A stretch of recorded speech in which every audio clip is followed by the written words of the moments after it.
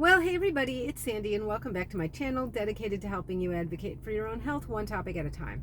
I hope this is going to come out because I got the sun like off to one side, kind of catty corner, and I don't know what it is. My glasses are supposed to get dark when I'm outside in the sun, and generally I complain that they don't get dark enough when I'm driving in my car, but for some reason when I have some few extra minutes and I want to do a YouTube video, it seems like my glasses are dark.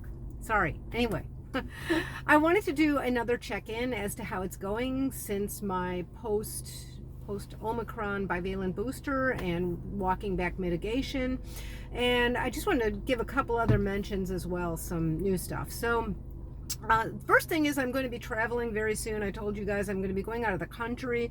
That's just in a few days. So I have not continued to get rid of mitigation because at this point I don't even want to get a cold or anything because I don't want to disrupt or ruin this trip potentially. So for now I've even walked back the kind of small gatherings and things that I was doing indoors without masking.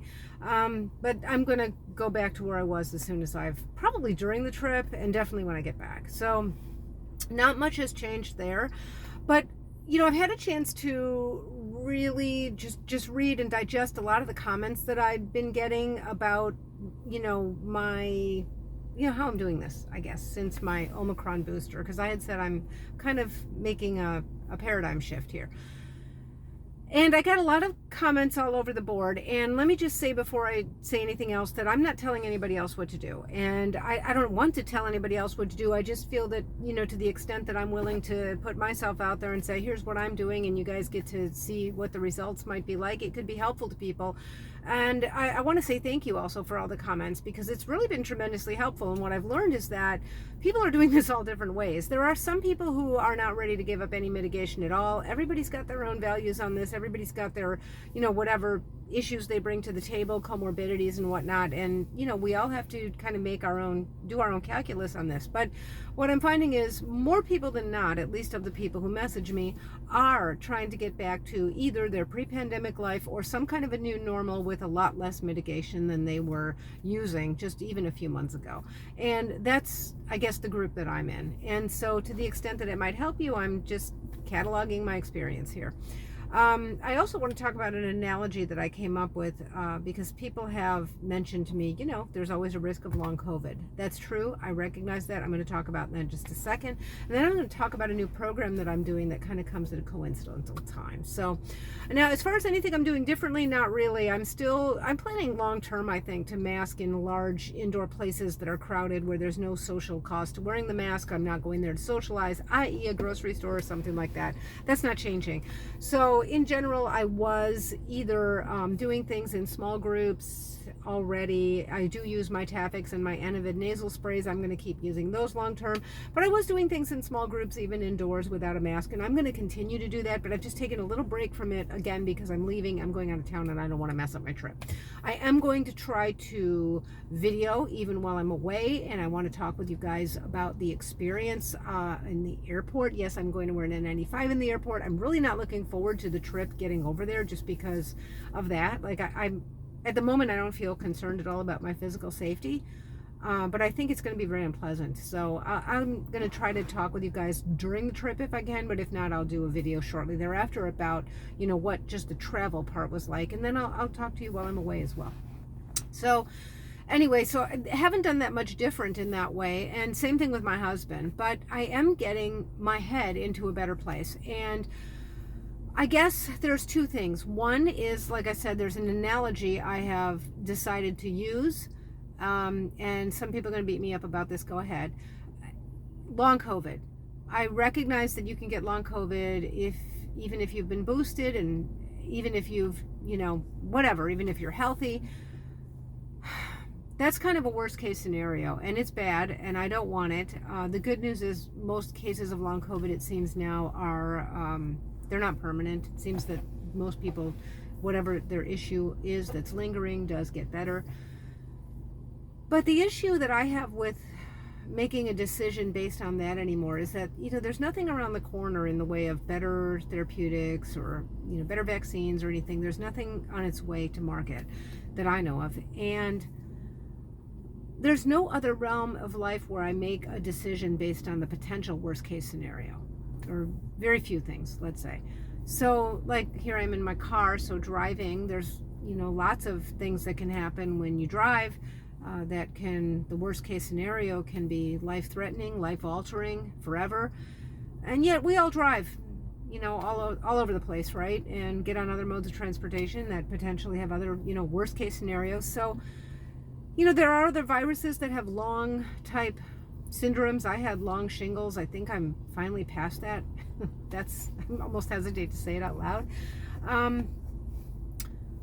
But I don't think it's healthy and good for me anymore. Look, it's not like I have my family all around me and I can kind of live in a bubble and see a lot of my family and everything. It's just not it's not the place I'm at anymore to run my life, I guess, around the potential for the worst case scenario, which is not even the most likely outcome. And, obviously if I have to deal with that scenario, I'll deal with it. And I'll document that as well so people can learn from it if that would be helpful. I'm hoping I don't ever know it. But that's sort of my take on implementing so much mitigation based on the one worst case scenario that's not even likely. I just don't want to keep my head there anymore. As a matter of coincidental timing, I happen to be enrolled right now in a program that I'm doing online by Lin Health, Lin, and basically it's aimed at pain reprocessing, or teaching your brain how to reprocess pain. So I have some chronic pain issues. I have knee osteoarthritis. I have hip dysplasia, which you're born with. It started to hurt me when I got into my 50s. I don't take any meds for any of these conditions. I don't want to. I do power through them. I do exercise. I stay in good shape and everything else. But my pain is pretty significant sometimes. So I decided, after I learned about this pain theory, that it's funny because here I consider myself a pain expert because I've been a nurse anesthetist for 30-something years, but chronic pain is different than acute pain. And it turns out there's very new neuroscience out there that's not even a theory anymore, but really a widely accepted basic truth that just takes a while to permeate into the medical community like everything else. And basically this, the way it works is that the brain makes a decision about whether to message pain, how high to turn up that volume, how much pain that you feel. And it's not saying that pain is all in your head. I mean, all pain is in your head. We used to think that pain, came from a site and signaled the brain, and then the brain, got the message that there was pain at this site, but there's not. The brain makes a decision about pain and messages you. And it turns out that some of the underpinnings of having chronic pain, it creates kind of a feedback loop where you've learned a certain response and it's been habituated in your brain. And it's a lot of the same, similar parallels with fear, anxiety, and all other kinds of negative things. It turns out that when a brain is highly stressed, highly fearful, highly anxious, or whatever it might be, in some kind of a state like that, let's say a continued fight or flight maybe, that any kind of a negative message comes across more strongly or more amped up. So pain amplitude might be increased, anxiety might be increased, fear might be increased. And the good news is this is actually very empowering. It's not to say, oh, it's all in your head, but it means you can retrain, relearn, and you can change this cycle. And so it just so happened that I started on this program with the goal of reducing my pain, not ending it, that's too lofty a goal, but trying to reduce it, trying to reprocess it. And what I noticed is that a lot of what I'm learning seems to be applicable to the walking back the COVID mitigation, and it's just really enlightening me and showing me, I guess, how much is sort of an habituated fear-like feedback loop. And I've gotten a lot of comments from people that sort of resonate with that. So I'll let you guys know how this program goes, but I'm sort of applying the same theory, I guess, to working through some of the concerns I have, or, fear I might have about something I've decided to do vis-a-vis reducing another layer of COVID mitigation in order to have other parts of my life back and, have the reward of more socializing and more being part of my community and all kinds of things like that. So I just thought that was really interesting. There's actually a physician in Michigan. I don't know if he's at the University of Michigan, Michigan State. He's a professor at the medical school, and he's actually one of the people who really tried to get this message out on this particular theory of when it was just a theory, I guess. I don't know how convincing the science was at the point that he started, but on pain, on chronic pain. And his name is Shubiner, Shubiner. Go look him up. He does some really poignant interviews on some YouTube channels. I'm thinking about sending him an email and asking him if he will talk to my viewers. And I don't know if my channel is a little too small for him, or for, you know, what he does. He has a whole practice built around this in Michigan, and if I lived there, I might even do it, because then you'd have an even more tailored approach, really specifically to you. The program I'm doing is online, although you do have a coach that you work with. But anyway, let me know in the comments section if you would like to hear an interview with somebody like that.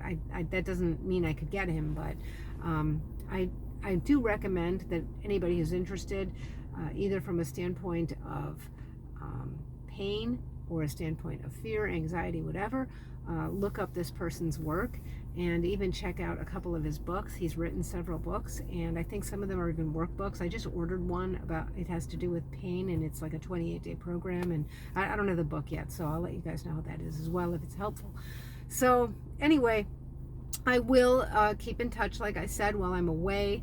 I am looking forward to the first vacation in a really long time, and I'm looking forward to having it help me to continue to work through some of this to my ultimate goal. So let me know if it's helpful, and please, and thank you, but please continue with the comments, because it's very helpful for me to see also what different people are doing, and I think it's helpful for viewers to see what other viewers are doing and what's helpful, what's not, and what's scary, and what people can relate to, and, you know, yeah. So until next time, be well. Bye-bye.